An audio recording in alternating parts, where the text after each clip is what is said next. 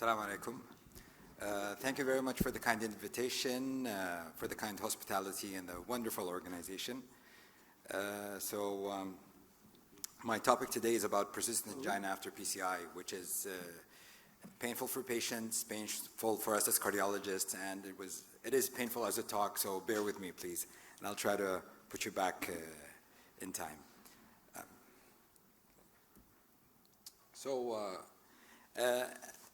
It is somewhat difficult to believe that up to 30% and maybe 40% at 3 years angina would persist in patients that have CAD and undergoing PCI.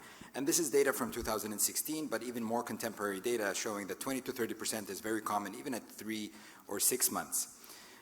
You know, it has a major impact on patients, recurrent admissions, more procedures and revascularization, more pharmacologic cues, worsening daily quality of life, anxiety, depression, and it creates a diagnostic and treatment dilemma for physicians as well. This is a very recent Spanish study that followed over 300 patients for about 10 years, taking stable CAD patients and doing a MRI, stress MRI guided PCI with medical therapy. And in those patients, at 3 months, the incidence of angina it persisted in close to 20%. And not only that, but not only there was an impact on patients, but even there was a clinical impact that affected heart failure, MI, and even cardiac death. So it is not without clinical sequelae as well. In that study, they found that there are other predictors. I mean, we talk about like the anatomy itself from coronary disease, but there are other patient-related factors such as obesity, smoking, atrial fibrillation, lack of cardiac rehab, and the frequency of angina at baseline. So why do patients experience chest pain? There are multiple factors, as with anything. Of course, we know that there are atypical chest pains or non-cardiac chest pains. Could be from the lung, could be gastrointestinal, could be musculoskeletal, and they could be cardiac, but not necessarily coronary, such as valvular heart disease, or aortic, myocardial, or pericardial. But let's focus on the coronary angina causing pathologies.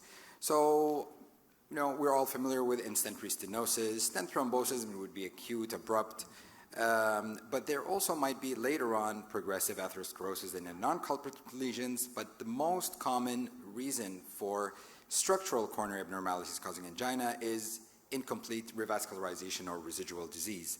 But the incidence is very variable just because of the methodology and the study definition variations. And then we have the functional. I mean, it was a beautiful demonstration of how functional assessment of coronary arteries is extremely important in assessing these patients.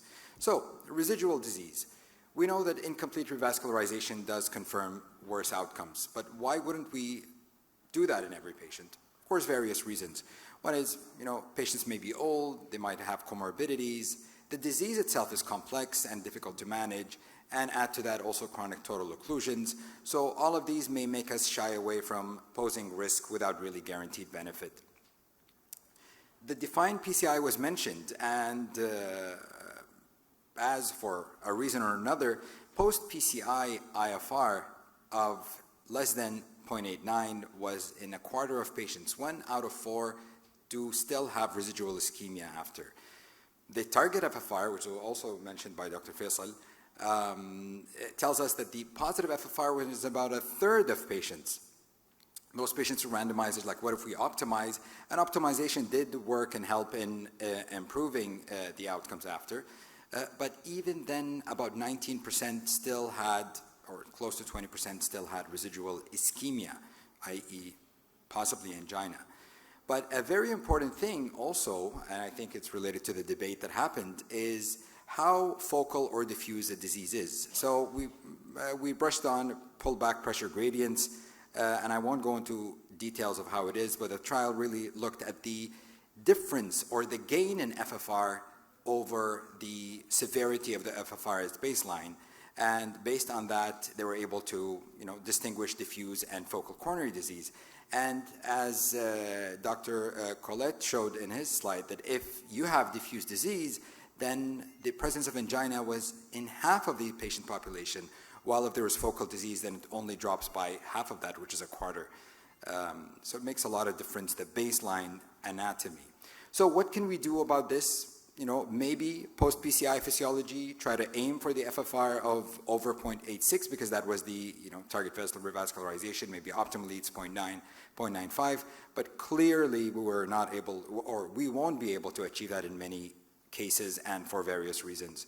The use of intracoronary imaging, whether stent optimization or when you use drug-coated balloon in these restenoses, we do have evidence that if you, post-intervention imaging would allow for better results. So again, the use of physiology, the use of intracoronary imaging at the index procedure may help us reach better outcomes and reduce angina. CTOs. Yesterday, wonderful session about CTO, and this was mentioned that the success rate now is approaching 90% at experts' hands. The safety has improved, still not without a complication, but it's still much better than it was over the past 5 or mentioned 10 years. There's significantly higher angina relief and with lower major adverse cardiac events when compared to medical therapy. So other causes of chest pain that we maybe don't discuss or not think about is coronary stretch pain or stimulation of the adventitial nerve endings. Some of the patients that you even just inject, normal coronaries, you inject coronary arteries and they would feel pain, and sometimes you see ECG changes. But it also, the incidence of coronary stretch pain is higher when you stent versus just angioplasty, from 40% to about 10%, but about 9% do have it with just regular contrast. It usually does not necessarily have ECG changes or troponin rise after, and it resolves within less than 24 hours. Jailed vessels. We jail diagonals a lot of times. Are these angina causing or not? We may consider physiology sometimes to know if we do a bifurcation stenting, do we intervene, dilate the struts or not? So other things that may be missed angiographically or under-recognized, of course. We don't do imaging as much as we should, and maybe we shouldn't do as much imaging as well. But usually dissections are under-recognized. Edge dissections occur approximately in about 6 to 7% of PCI cases. Sometimes intramural hematomas or, that may at the end lead to stent thrombosis. We saw Dr. Mukhna showed us a very nice case of how angiographically it was ambiguous, and then imaging really showed us, changed our management basically. Functional coronary vasospasm or endothelial dysfunction, would cause rest pains, acute coronary syndrome, syncopes, or even sudden cardiac death. But we should identify them and avoid intervening. Microvascular disease, which is non-endothelial, increased IMR or CFR, as was mentioned before. So what is our approach generally to angina? Timing, careful history taking. What's the timing? Is it hours or days after intervention? Probably it's technical. If it's days or weeks, maybe you miss some disease. Maybe it's incomplete revascularization, or maybe it's microvascular, coronary microvascular dysfunction. And if it's late, months to years, then you think of in-stent restenosis. Is it new disease? Is it progression of the disease? After that, you go with medical therapy and then consider non-invasive or invasive testing. So non-invasive testing, we do this also routinely. We did the PCI, now patient comes back in clinic, still have angina. We do, maybe less so treadmill stress test, but stress echoes and MPI, or CT coronaries if the stent is large enough. And those are very good at identifying obstructive disease. But once you rule out obstructive disease, then what can you do to confirm, is this a microvascular disease or not? PET scan, which unfortunately is not readily available, but is really considered the gold standard in non-invasive testing. And it assesses myocardial blood flow as well as the myocardial flow reserve. And it identifies, usually it's either global versus regional. So if it's regional, you know that it might be related to a territory of a coronary disease, or if it's global, then it is diffuse microvascular disease. Stress MRI has been validated against IMR as well, and would be able to tell you if there's an epicardial involvement, there's microvascular, and it would also identify viability of areas. You might see coronary disease, but it's non-viable tissue, so revascularization is not important. But these are very good now non-invasive testing that you should consider.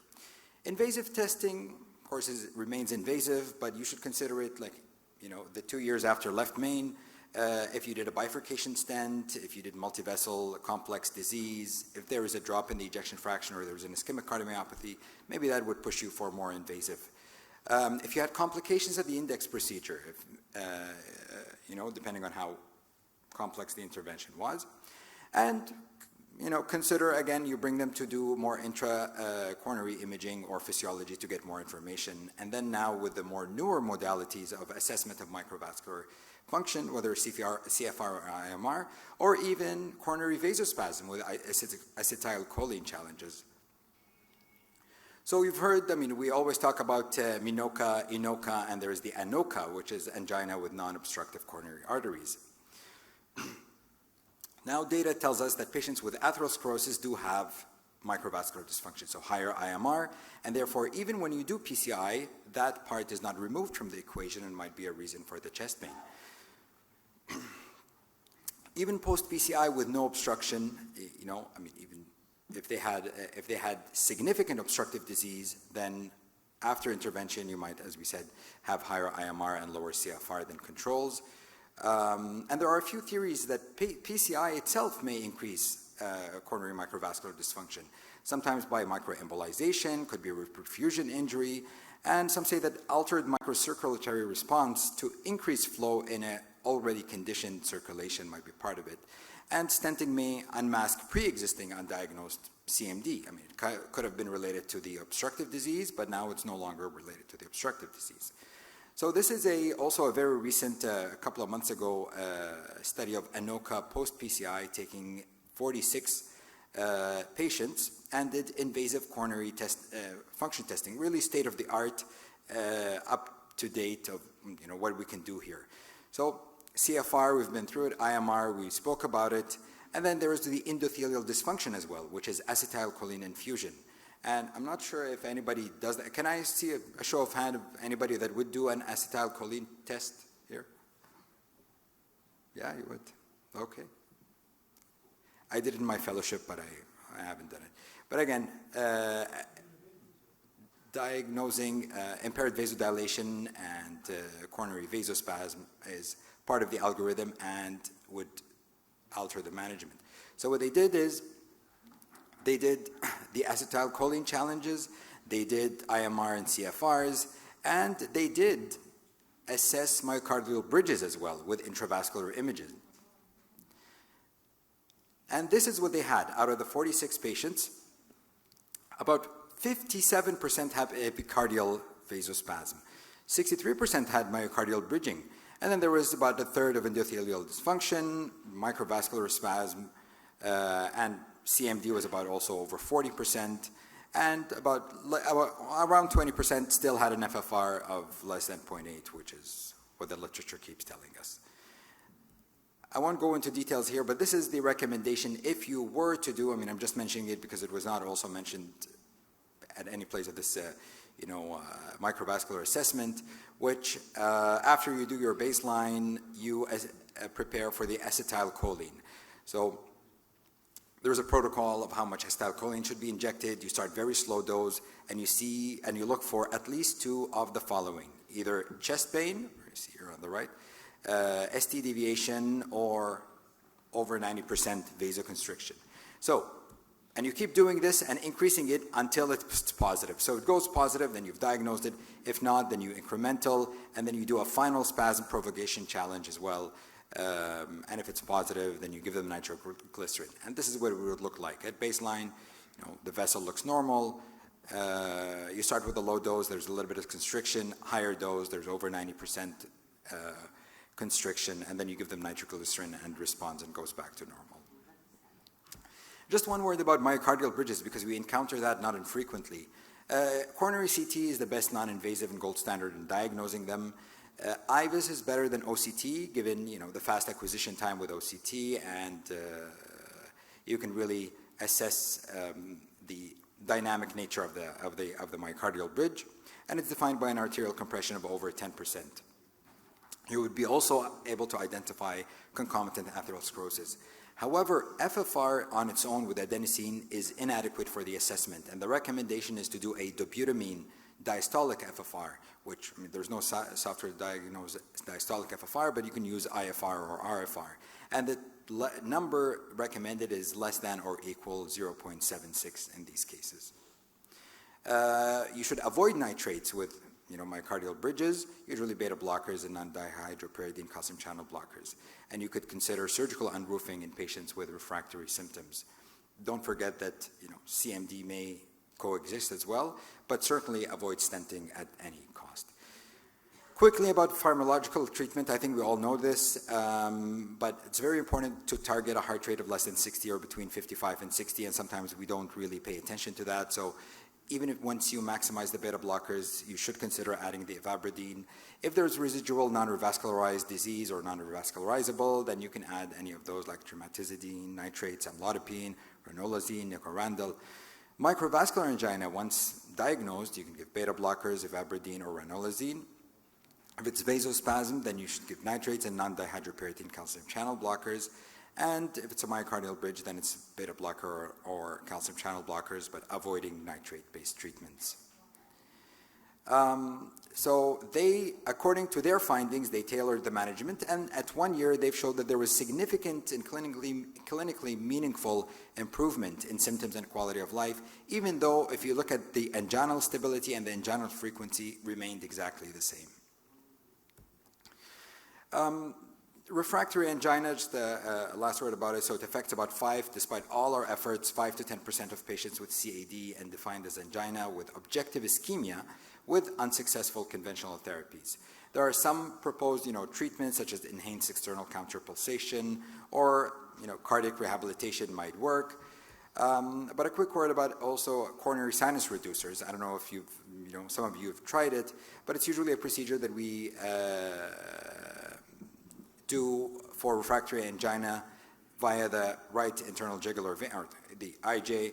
We're using a 9 French catheter, and you size it based on ACT measurement before. And the goal is to create resistance in the coronary sinus and try to redistribute that blood that is not reaching the endocardium, because usually you have an endocardial over an epicardial ratio, which is 1 or 1.2, but in this case it might drop to 0.5, so much less blood goes to the endocardium.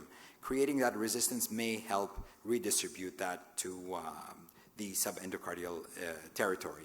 And this is the New England Journal of Medicine result that showed a significant improvement in angina class at 6 months, where they all started with CCS class 3 and class 4, but the majority of the coronary sinus reducers became 1 and 2 versus less with medical therapy. Other things, more like limited to certain places, extracorporeal shockwave myocardial revascularization or transmyocardial laser revascularization, which is an open heart procedure, injecting angiogenesis, promoting molecules intracoronary, neural pathway modification has been attempted, whether it's subcutaneous of the spinal cord to reduce the angina. Acupuncture might be of help, and in really refractory cases, cardiac transplantation has been, performed. So my takeaway message is here that post-PCI angina is very common. Physiology and intracoronary imaging should be considered at the index PCI just to optimize the results, and try to achieve complete revascularization as much as possible. Functional etiologies of angina are under-recognized, and evaluation, because it's not, even though it's not very complicated, it's just that it is not very easy to have in every lab. And finally, once you identify, you should tailor the medical treatment and the invasive therapy to each individual patient. And I'll stop there. Thank you, Ali.